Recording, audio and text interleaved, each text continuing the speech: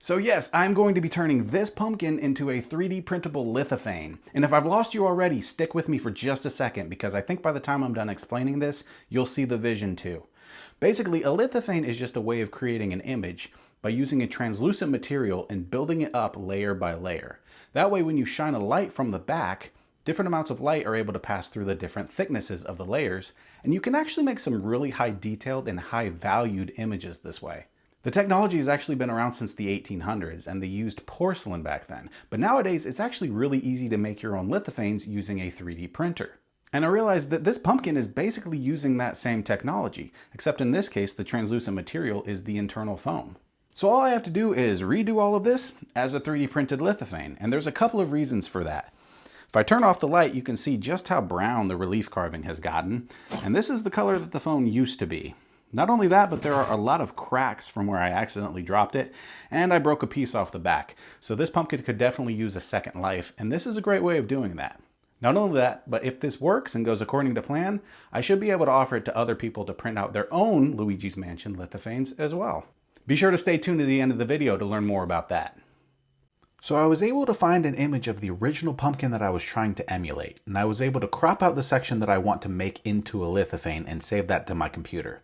Then I could upload it to this website called It's Litho, and this is one of the many lithophane generators that basically do all of the work for you. So once I uploaded the picture, I could click this model button, and in just a few seconds I had an STL of the lithophane all ready to go. Then I noticed this shape option in the upper left-hand corner, and scrolling through I actually noticed one that was for pumpkin, and I really liked that somebody else had this idea before me, but unfortunately it wasn't quite what I was going for. It basically just made a sphere with the lithophane mapped onto it, and it was a lumpy sphere but didn't really look like a pumpkin, so I decided I would have to sculpt it from scratch. And of course that starts in Nomad Sculpt, where I could upload the lithophane that it just generated for me, and then I could cut it out into just the parts I wanted to be illuminated on the pumpkin. From that, I could double it up a few times and get the thickness I needed to use it as a cutting tool. I did the same thing with the boo, and then I could actually sculpt the shape of the pumpkin. I made sure not to make things too symmetrical because there are some symmetrical pumpkins, but I like when they look a little lopsided. So after that, I could combine everything with those cutters and cut those holes out, and this is the final shape. You can see that I added some detail lines, a hole on the bottom for the light, and then a hole for the stem, which I also sculpted in Nomad Sculpt.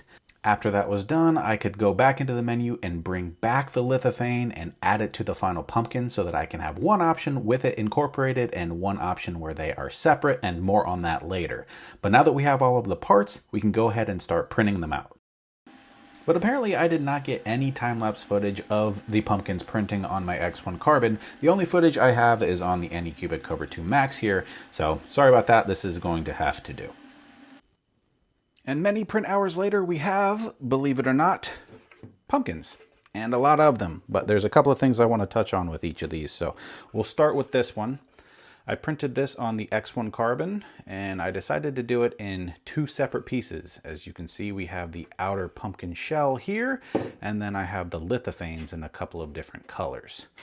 So I started with yellow because my vision for this project was always orange and yellow, so that it kind of looked like a real jack-o'-lantern with a yellow candle inside. And the yellow looks pretty good. If I have a light, it's kind of hard to let this show on camera in the way that it shows on real life, but the yellow works really well with the lithophane. But this is a little bit of a muted orange, so I wanted to try a couple of other colors. Tried this white, which also looks really nice. I think it complements this orange pretty well. And then I also tried this tan because I figured this was kind of Hobby Lobby vibes. But unfortunately the tan does not shine through quite as well as the other two. So I don't think I'm going to be going with the tan.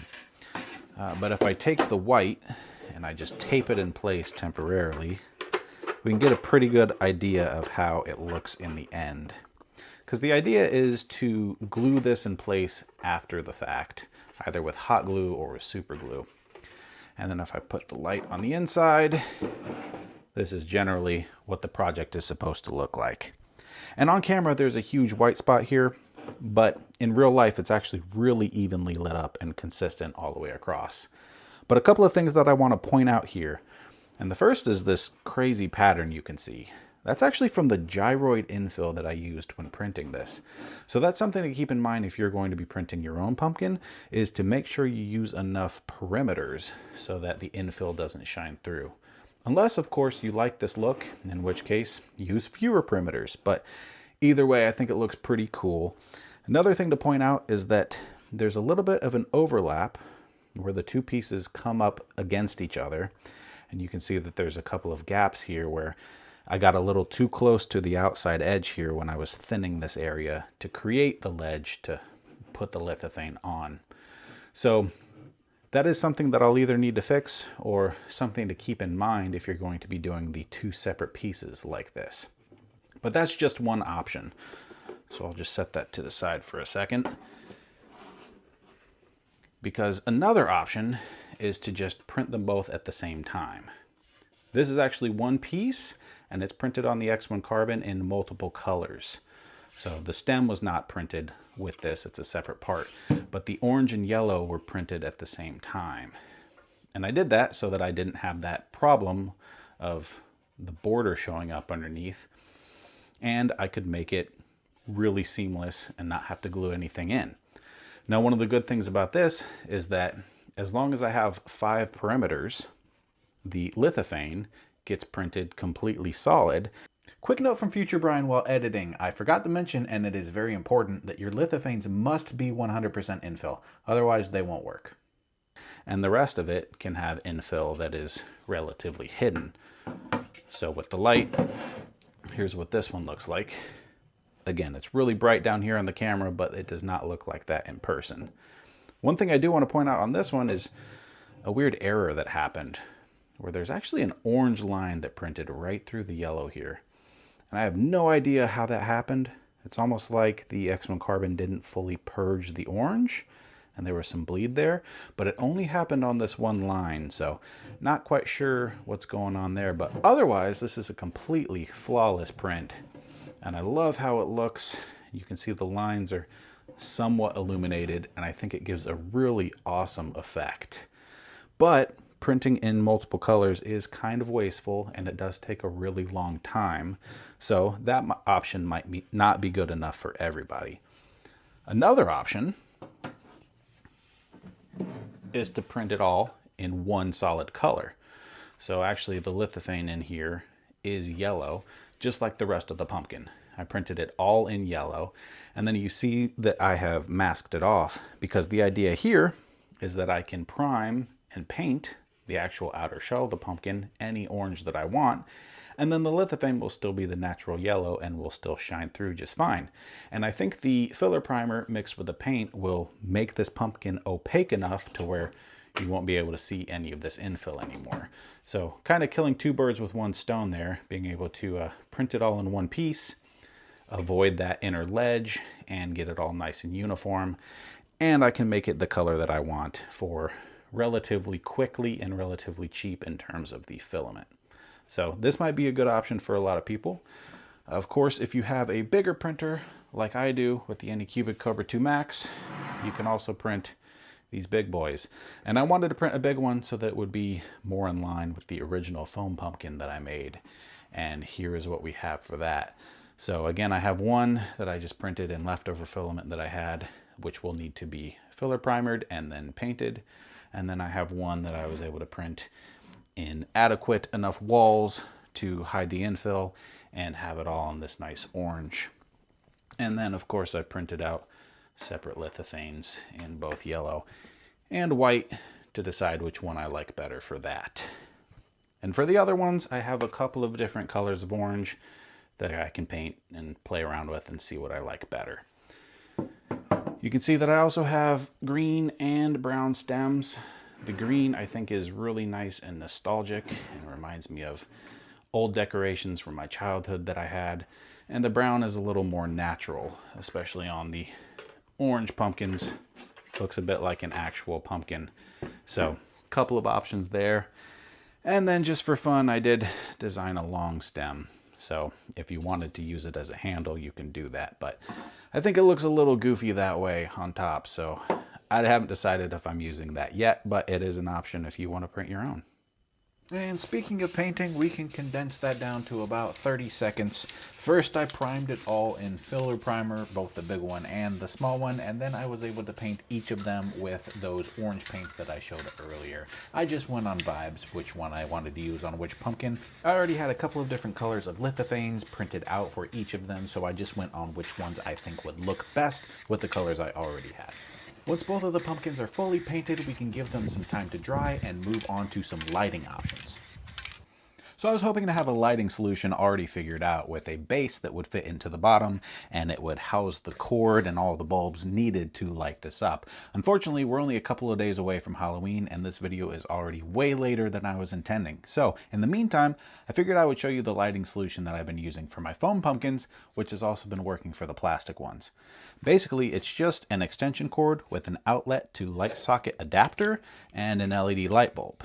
And I had a place to zip tie this to the foam pumpkin, but in the meantime, I'm just having this on the inside and sitting on top. And again, you can probably see a bright area here on the camera. It does not look that way in real life, so I am going to try to get some footage posted in now that is a better representation of how this actually looks. Another easy solution that people might already have is just a desk lamp with an LED bulb. Just turn it on and put the pumpkin over it, and there's enough clearance to where it basically works without any adjustments. Super simple and easy, and it looks great. For projecting the boo out the back, you actually need a very specific setup for the light, and usually one light bulb doesn't do the trick. You actually need something more directional, and it needs to be a single light source. For example, this light here is actually an array of LEDs, so when I put it in, it makes the boo look really fuzzy and pixelated because light is coming in different directions. So you need one single light source.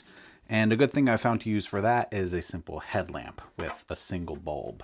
So you can see now, when I shine that in, the boo is projected nice and clean out the back.